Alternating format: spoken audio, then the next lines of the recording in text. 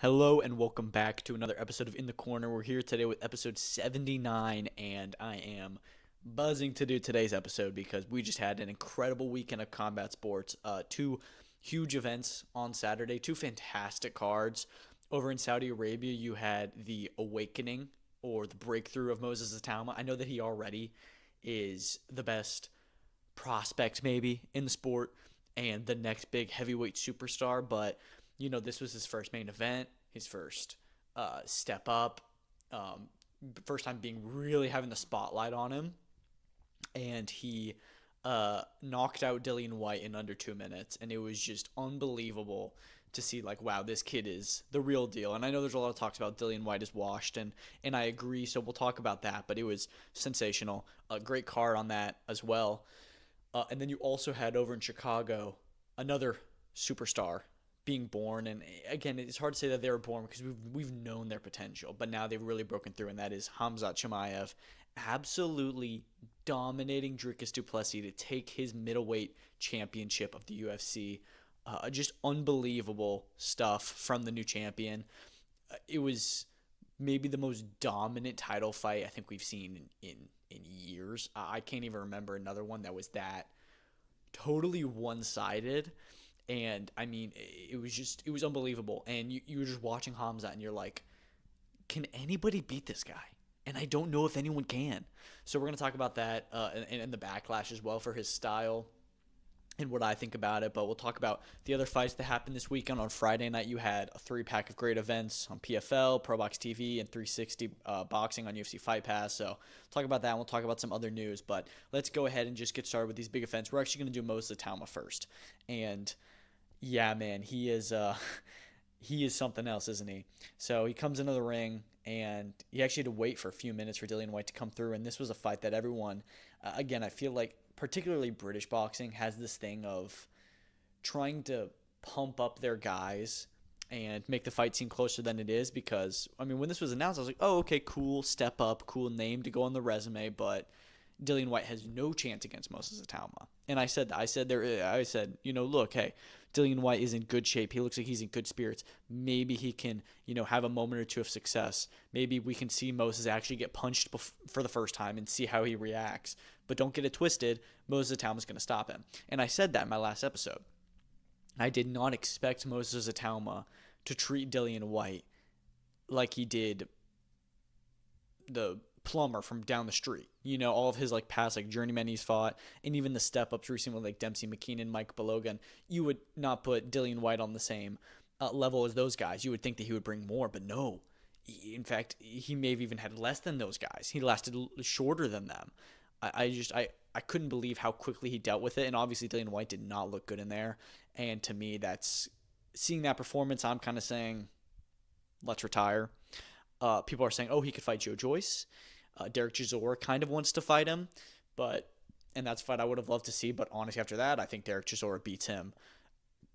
You have Deontay Wilder there as well, and when you look at some of those names, Wilder, Joyce, and White, I think that they should all not have another fight.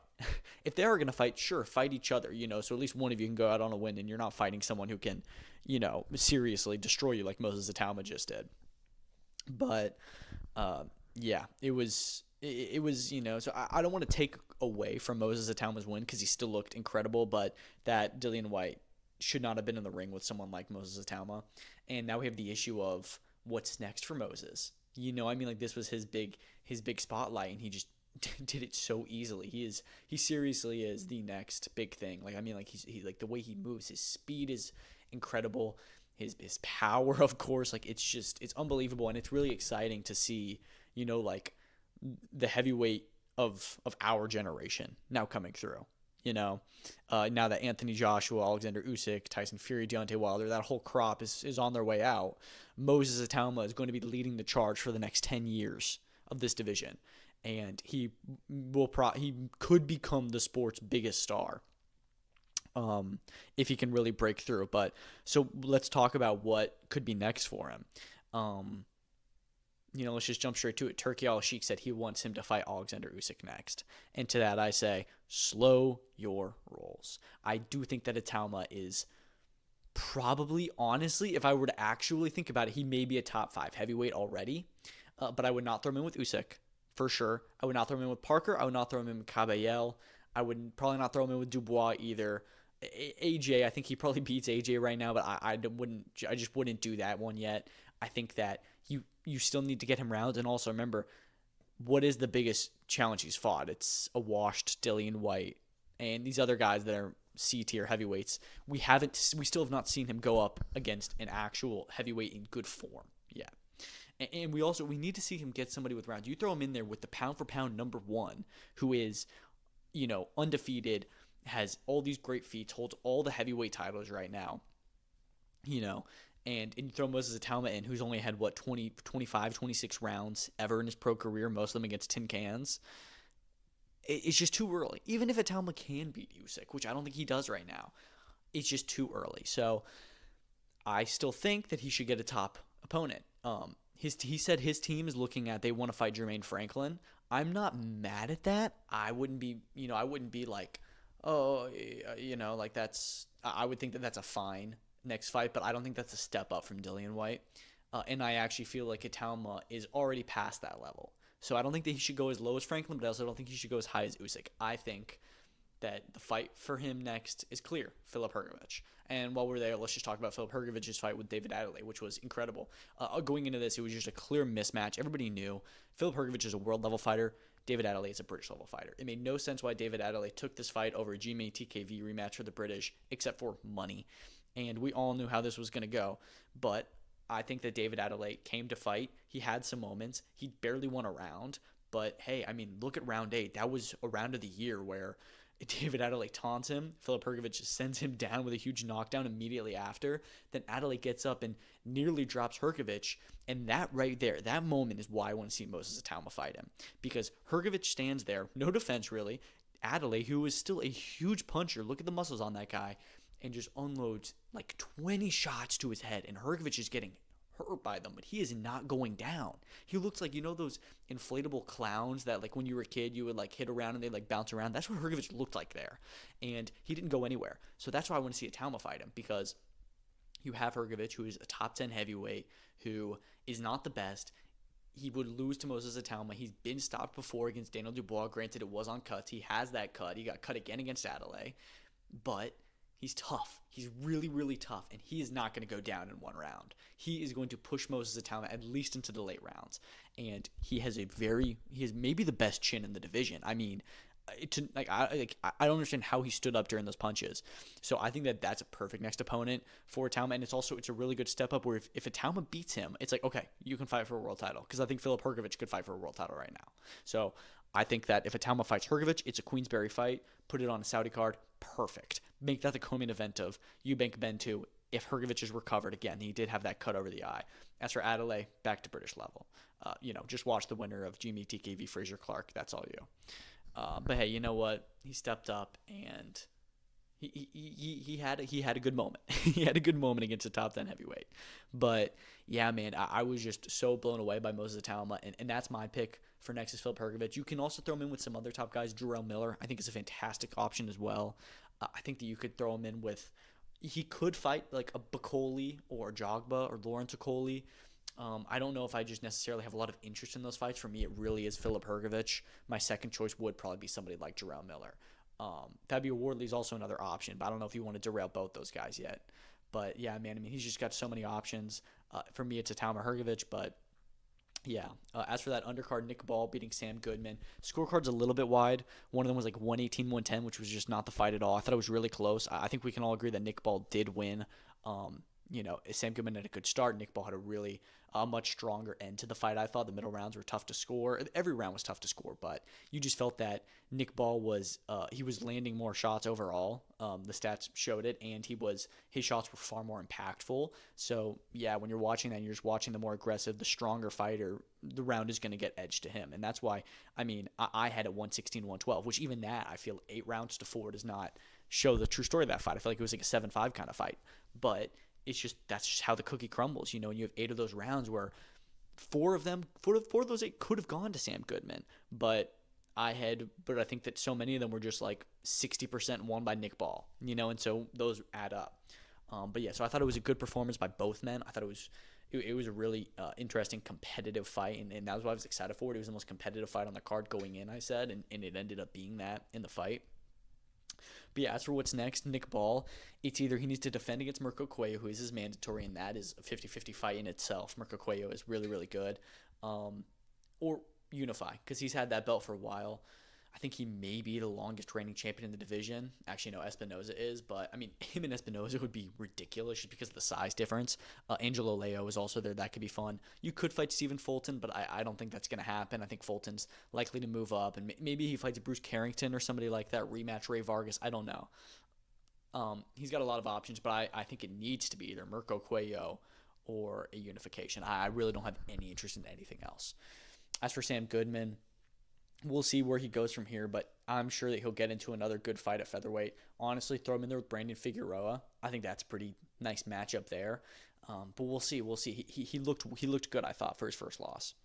You also had Ray Ford on the card. He had a good win over Abraham Nova. Again, I feel like, I don't know. Ford is a very, very talented fighter. And this went exactly how I thought it would, where Abraham Nova was going to have a good performance, but again, is just not as good as Ray Ford, and that's just how the cookie crumbled. But I think that, yeah, I feel like Ray Ford is still waiting to have a top performance, and I think he may need to have that against a top opponent. And look, as for what's next, it's clear it needs to be a world title fight for Ray Ford. Either Oshaki Foster, which would be a lot of fun, or Sugar Nunes. Sugar Nunes has a fight next month. He'll get through that, I'm sure. And then that's a matchroom fight to make, and I think that makes a lot of sense. It's a great style matchup. That would be my number one pick, but there's also the storyline with Foster there. They don't really like each other. That's two Americans. I'd be fine with that fight as well. As for Abraham Nova, he can stick around, honestly. You could chuck him in with Hayato Tsutsumi. Hayato Tsutsumi, another guy at 130 who fought on this card, wiped out Keisash Fak with very, very, very easily, in which we all kind of expected that just because it was a mismatch. I mean, Tsutsumi is already very highly world ranked. What they're saying is that it's possible he could fight like Jazza Dickens on this Japanese Riyadh show in December, and I'd be fine with that. That would be for the interim WBA title, if not the full title by then. I think that's a fine step. I could also see him fight somebody like Abraham Nova, but I think that he's probably past that point as well. So it was a really, really fun card. You also had Muhammad Alakel finally getting a stoppage under Abel Sanchez, new trainer. And yeah, he had his first round knockout, and I think that shows the difference, kind of between British and American training and boxing and stuff. Where British, they kind of teach you to be more critical or analytical, and take your time. American boxing is much more utilize your power, get the stoppage, and that just showed, he's training with Joe Gallagher, not really seeing a whole lot in terms of offense and power, and then one fight with Abel Sanchez, 90 seconds. So yeah, that was good. But let's hop over to UFC 319. Spectacular card, I thought. I know that some people had some issues with the main event. We're going to talk about it, but I thought that this was probably my favorite UFC pay-per-view main card of the year. Now, the prelims were good, but that 5-fight main card was phenomenal, I thought. Main event, Khamzat Chimaev, 21 minutes and 40 seconds of control time. That is over 4 rounds of the 5 rounds of the fight that Khamzat was all over DDP. And look, let's just talk about, everyone is really kind of mad about Khamzat. Not everyone, but a lot of people are very much criticizing his style and saying that it was boring. And I'll say this. When that fight started and Khamzat got the takedown in the first 10 seconds, I said, okay, Khamzat's going to win this fight. And I was like, oh my God. I was like, how could I even think that Khamzat wouldn't win this fight?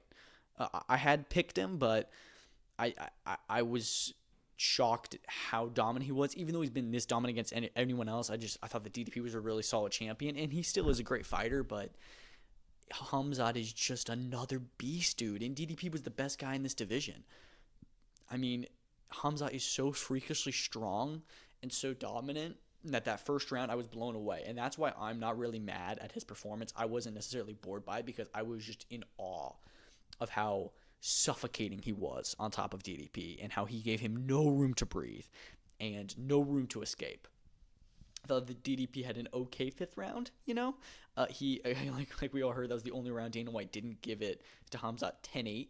I think 50-41 is just being a little bit silly. All judges had it 50-44. I don't really like scoring 10-8 rounds in MMA, but I would certainly not be opposed to a 50-44, 50-43 there.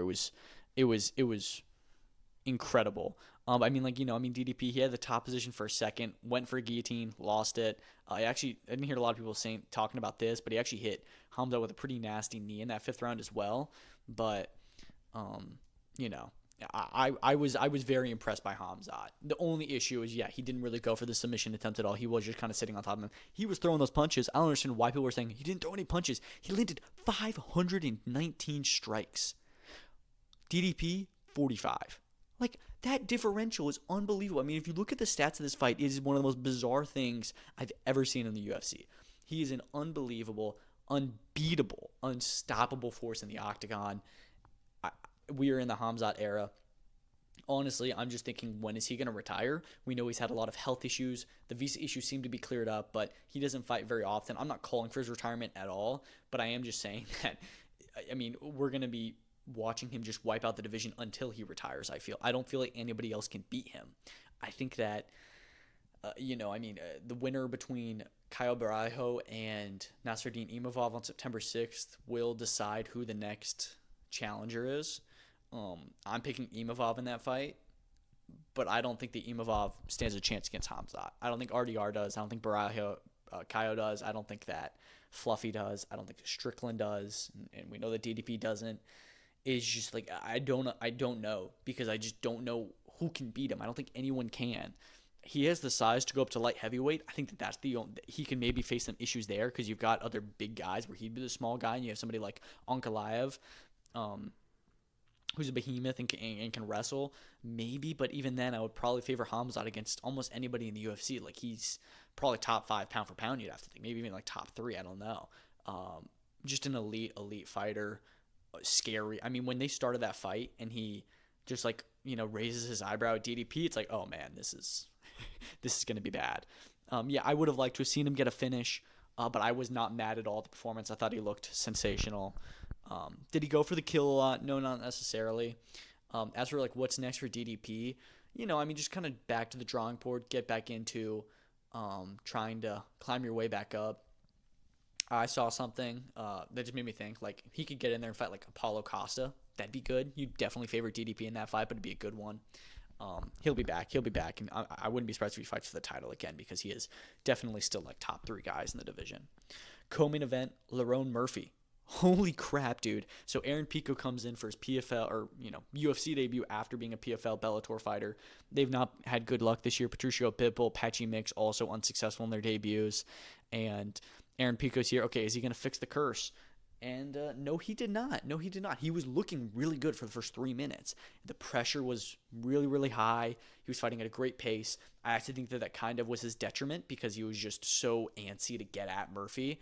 And Murphy was running around the cage, and this is Lerone Murphy, who's undefeated in the UFC, coming off a string of pretty good wins, but all decisions. Wasn't really in the public favor. Pico's running after him. Murphy turns around and lands a spinning back elbow from hell and knocks Pico out.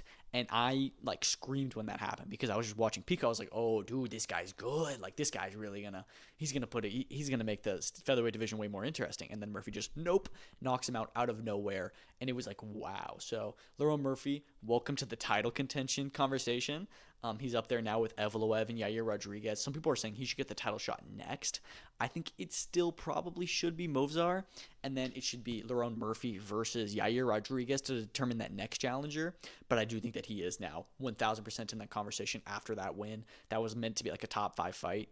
As for Aaron Pico, it does suck, and we do get to see the difference in competition level between the UFC and PFL and Bellator.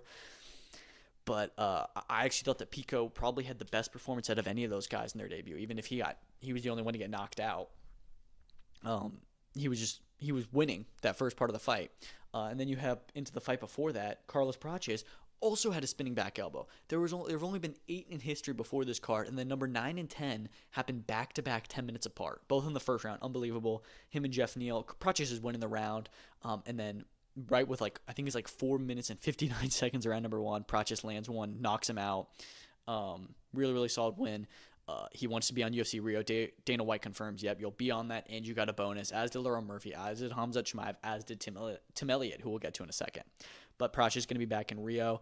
He says he wants Leon Edwards for that fight. I kind of love that. I doubt that Edwards takes it, though, to go into your opponent's backyard, especially the underdog he would be. I doubt that fight happens, but I'm excited to see Praches back out so soon. And hey, he did lose to Ian Gary, but remember before that fight, we were talking about Praches like, yeah, dude, this guy's legit. This guy's a real deal. So he just kind of reminded us all, like, I'm still a top fighter here, and I'm still very, very dangerous and exciting. So he's back in the conversation now, welterweight. Phenomenal win there.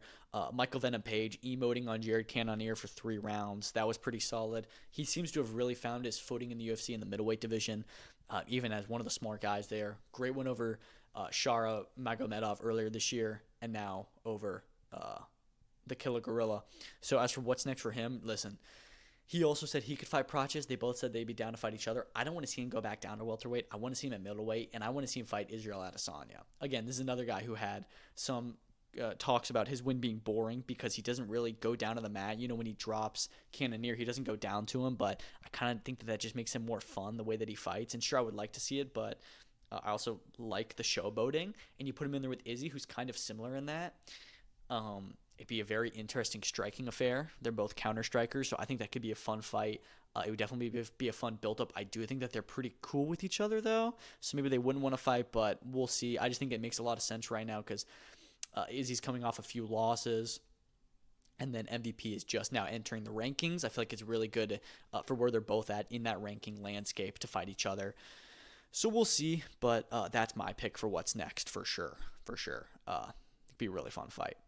And then opening up the main card, you had Tim Elliott submitting Kaya Sakura in the second round. Kaya Sakura had a great first round. And again, this is only Kai's second UFC fight after he also made his debut and lost. Granted, it was against Alexandre Pantoja for the title, but still, another guy coming from Risen in this case, coming into the UFC and being unsuccessful in his debut.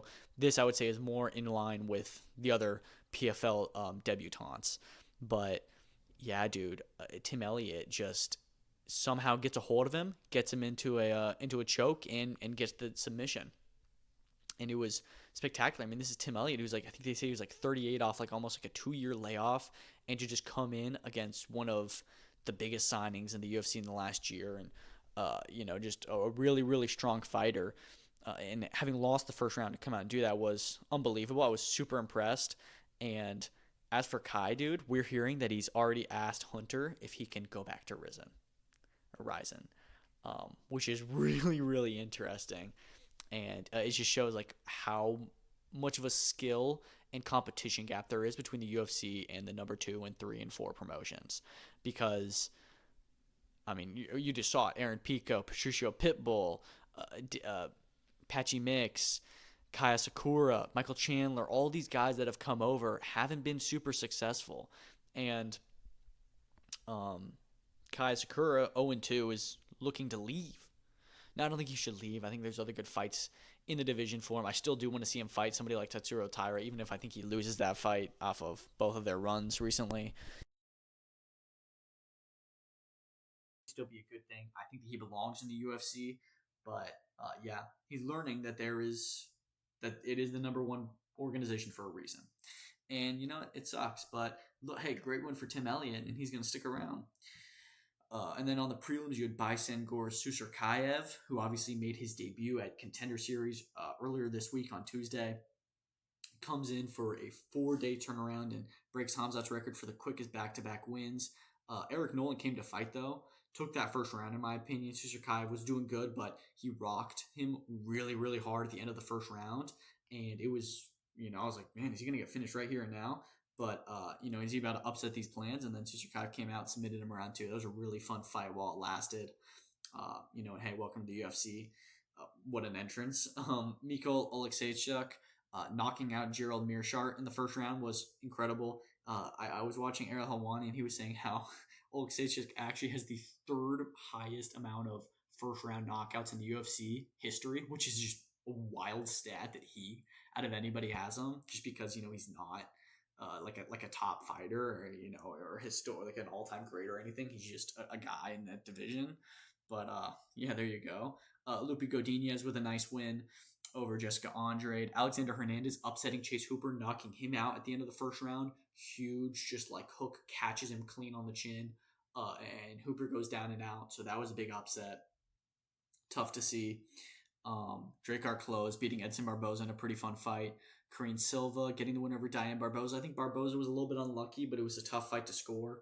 And then Joseph Morales opening up the card with a submission over Alibi Idris in the tough finale, and that was an upset as well. And he's welcome back in the UFC. So it was a great card. I had a lot of fun with it.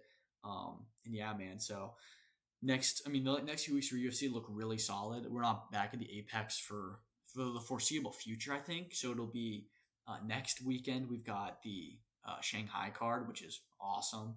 Then you've got Paris 2 weeks after that. Week after that is the Noche UFC with the great main event in Diego Lopez, John Silva. And then you've got 2 weeks after that you're in Perth, and the week after that it's 320 in Las Vegas with Pereira, Ankalaev 2, and Merab Sandhagen. So hey, we're eating good for the next few weeks of the UFC. Other than that, though, some other events on Friday. PFL World Tournament, their ninth installment of the 10-fight series. Main event, dude, Alfie Davis upsetting Gadzi Rabadanov. I actually had Gadzi Rabadanov winning, but I understand I'm probably in the minority in that statement.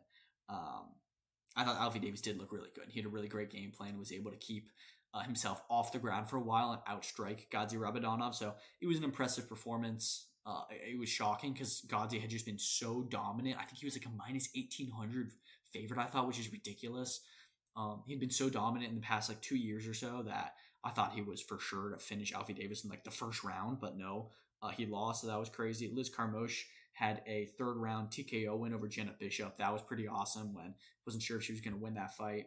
And then Marceli Alves from alternate to champion, dude. He honestly largely dominated Justin Wetzel. I had him winning 48-47. Last half of the fight kind of slowed down a bit, but he was meant to be an alternate until fight week of the first card back in April.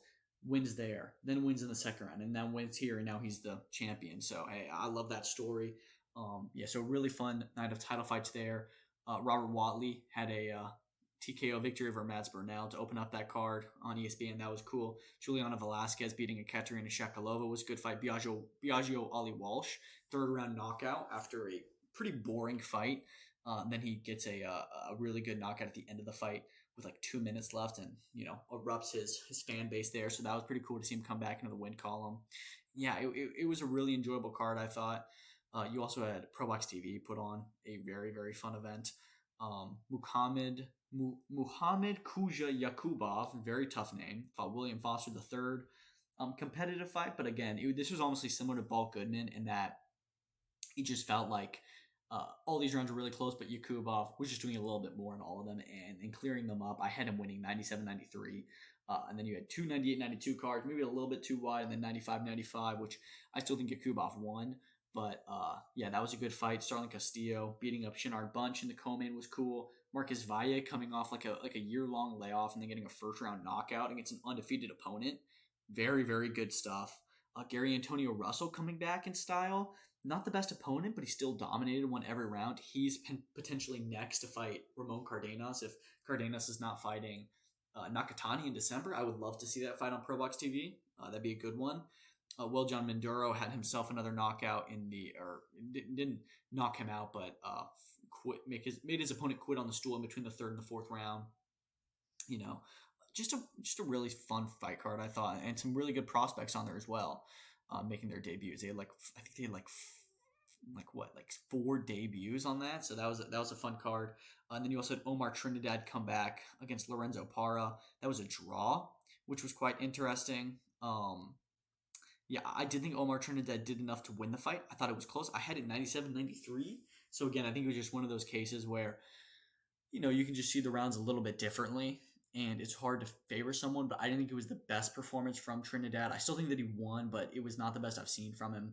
And I would still really like to see him stepped up in competition just because he's been kind of treading water in these fights, and now it's starting to affect his performance because he's not getting the chance to improve. And we need to, it's time where they said this is like the fifth defense of his title, where he has the WBC Continental Americas title. You're not meant to defend that 5 times. You're meant to graduate to a bigger fight, to a world title fight, and he hasn't done that yet. So still waiting for him to do that. Throw him in there with like Bruce Carrington. Just throw him in, see how you do. Because right now, I don't know. I don't really have any interest in the rematch because it wasn't that great of a fight. But co-main event, Mizuki Haruta putting in a good win against Naomi Cardenas. I thought Cardenas was pretty game and had some good moments, but Haruta is still a good champion. Again, I would like to see her unify. You've got Jasmine Artiga. I believe that's the same division. She's in action this weekend on the MVP card. She wins. Let's do that fight. Why not? Abel Mejia, second round knockout. He's a solid prospect. Guadalupe Medina was in a tough fight. She won 77-75 on my card. Close fight. Split decision win, but good enough. So I thought that was a fun card from 360. And so it was a great weekend of combat sports, I thought. I was really impressed by Khamzat and Moses Itauma and their main events. It was really, really fun. And so we've got another good weekend coming up this next week. Before we get to there, we're going to talk about that later this week. Let's talk about some news. Don't have a ton to get through, but biggest thing probably the weekend that we haven't talked about yet, Xander Zayas and Vergil Ortiz. So we're hearing that the Vergil Ortiz and Erickson Lubin fight is being finalized last week, and then on Friday it comes out that on Friday there was meant to be a deadline for an offer sent to Zayas by Team Ortiz to fight this year on DAZN. Obviously Top Rank does not have a deal still. So Zayas is kind of homeless in that sense, broadcast-wise. I also saw Eddie Hearn saying, talking about a potential fight between Ray Ford and Shockey Foster, saying that they're going to be having some top-rank fighters on their cards to keep them active and getting some fights there. So this does make sense for Top Rank. And, Xander Zayas accepted the Vergil fight in February in a heartbeat. But now when the money comes through, it's a little bit, I'm a world champion now. I want this in Puerto Rico. Oscar De La Hoya is making a lot of statements and stuff saying, come on, let's do this pay-per-view. This is not a pay-per-view fight in the slightest, but I do really like the fight. I would much prefer seeing Zayas Ortiz than Ortiz Lubin because this is for a world title. This is 2 guys in like the top 5, top 6 of the division. That's what I'd rather see. I wouldn't be mad at Ortiz Lubin. I would just rather see Zayas Ortiz in like December. So they're working out the kinks. I don't think it's going to happen, but it's just really unfortunate. I'm not sure what exactly is going on, but there was kind of disagreeing. Zayas saying that a real offer wasn't actually sent to him, that it was just like an email, send me a real offer, and everyone's saying, well, it kind of is, but it's also kind of not. It's just like, I don't know. So we'll see what happens there, but honestly, we've seen this happen a million times in boxing. I don't think we're going to see these 2 fight. But I am curious who they end up fighting next.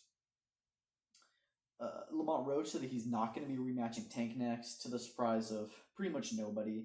We were really hopeful that rematch was going to happen. It was meant to actually happen this weekend initially, and then Tank got arrested. The case has now been dropped against him, so he should be clear to fight.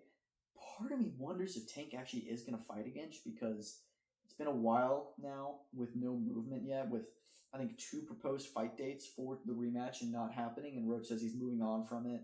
He's not going to wait around for Tank anymore. He feels like he did a good job and won that fight, and so now he's going to go.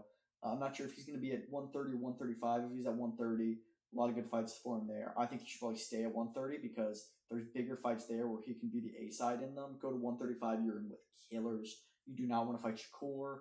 You don't want to fight Abdullah Mason. You don't want to fight Raymond Murataya, Keyshawn Davis. I guess Keyshawn's at 140 now, but Andy Cruz, that whole crop, even though Lamont Roach would fit in well with them, it would be competitive. I would just rather see him fight the Shockey Fosters, the Emmanuel Navarretes, Anthony Cacace, Ray Ford, all that guys. I would rather see him fight those kind of guys.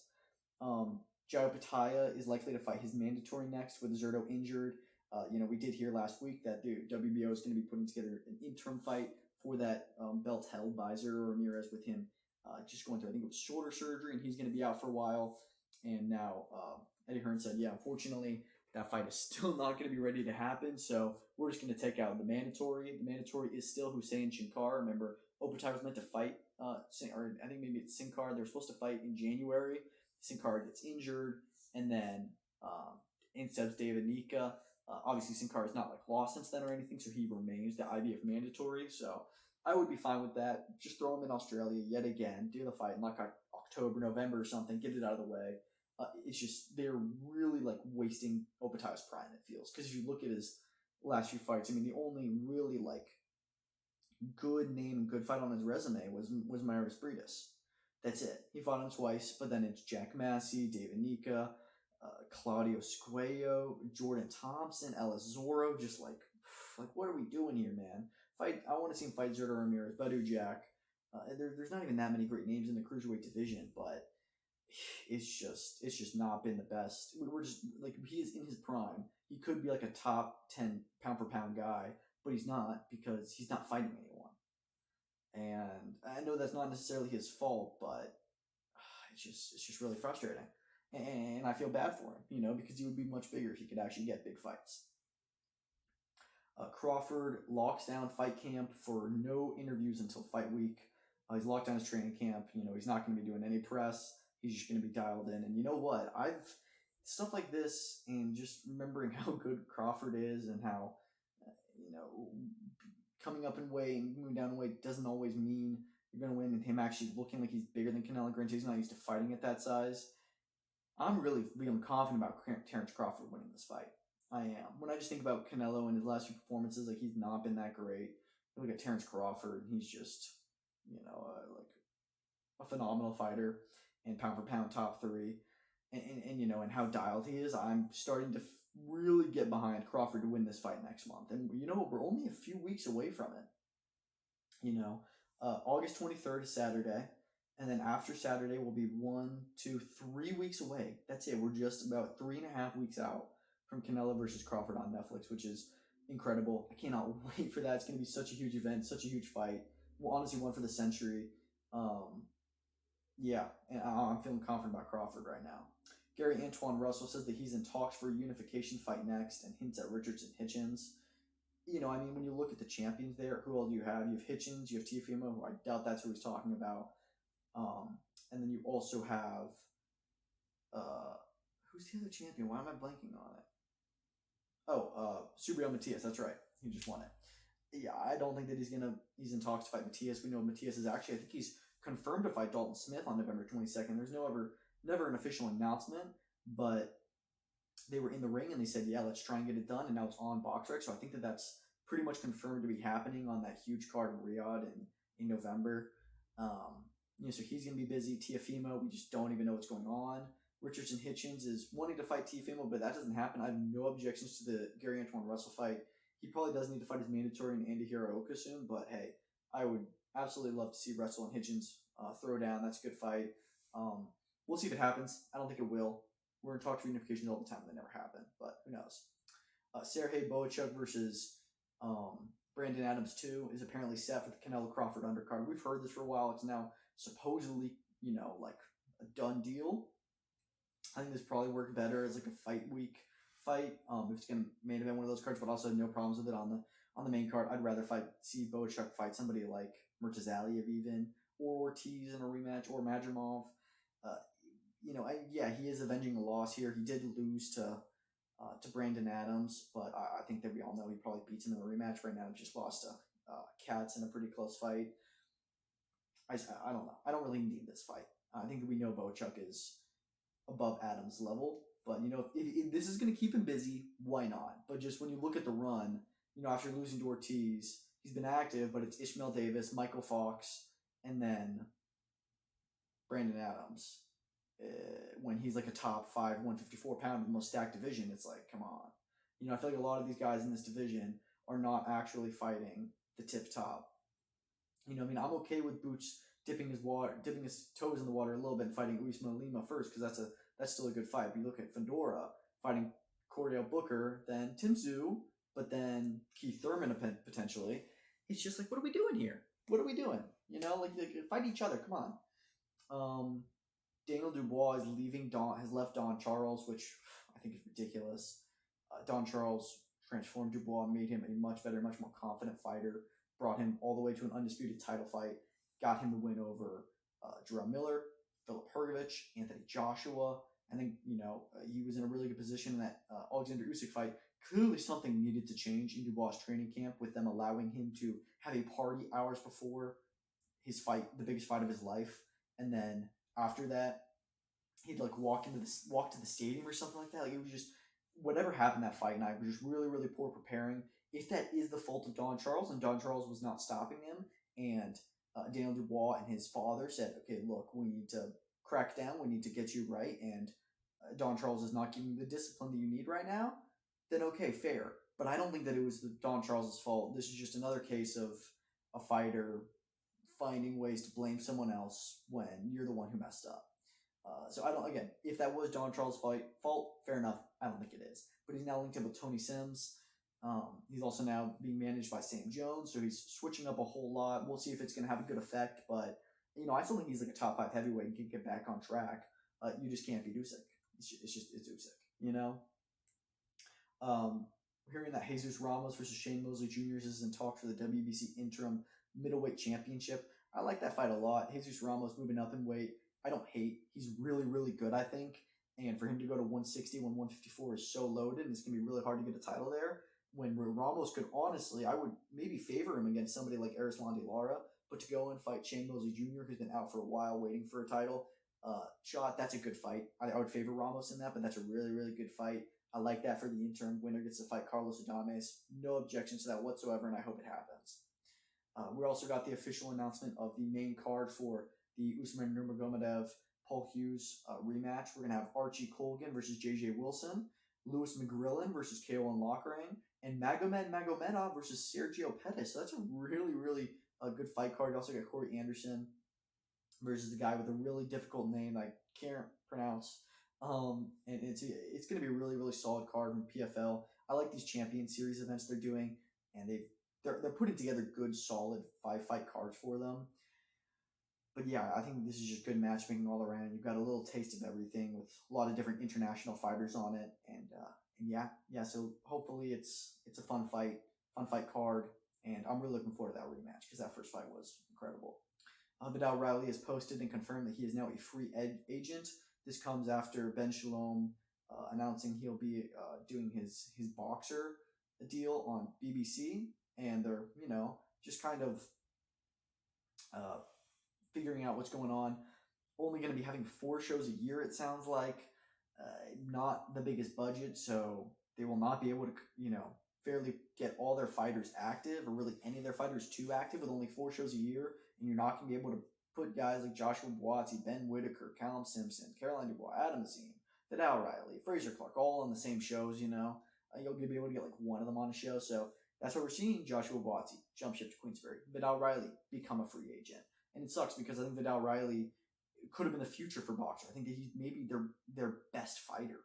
I think he's so good. But him, leaving, I'm sure he's about to get picked up by somebody like Matchroom, maybe Queensberry, but I think that Ed Heron could be picking him up. He's getting close to a world title shot. He's British champion right now.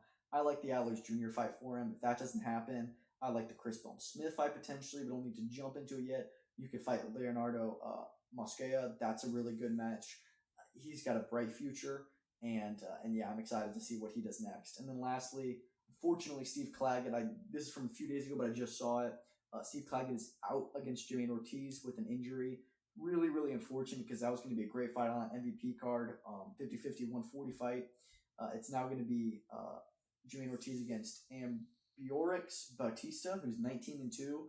Doesn't look like he's had a lot of big fights or anything like that. So, but hey, it's solid record. Maybe he's decent. I think Jermaine Ortiz certainly wins that fight. But that MVP card on Saturday, I'm very excited for because it looks really, really good. You've got like 2 interim men's title fights plus lightweight eliminator for who'll become up there mandatory wise for Gervonta Davis.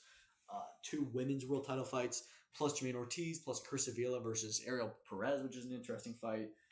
And they've got a whole prospects card the night before. I'm excited for this MVP doubleheader.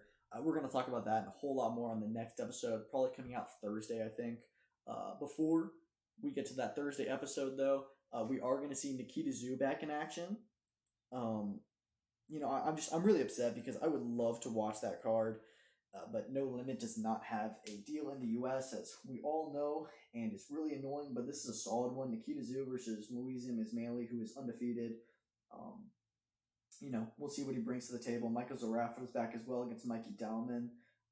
You've also got Brock Jarvis coming back in an 8-rounder against undefeated Sam Beck.